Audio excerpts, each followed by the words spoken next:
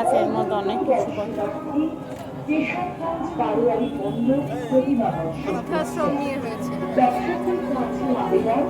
আপনারা সুশৃঙ্খলভাবে মণ্ডপে প্রবেশ করুন, প্রতিমা দর্শন করুন, অন্যদের দেখতে সহযোগিতা করুন। বৃদ্ধাশ্রম সামন্ত একাল প্রয়াণে আমরা গভীরভাবে মর্মাহত। তার পরিবারের সদস্যদের আমরা সমবেদনা জানাই। আমাদের মন জুড়ে তিনি অবস্থান করলেন, তার প্রাণানন্দ উপস্থিতির অভাব বোধ করছি আমরা।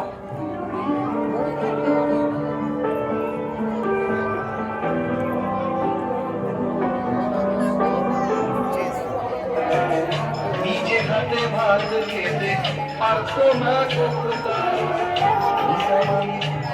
দেখি পোকা ফুলিয়ে কাঁদতো খোকা আমার কথা শুনে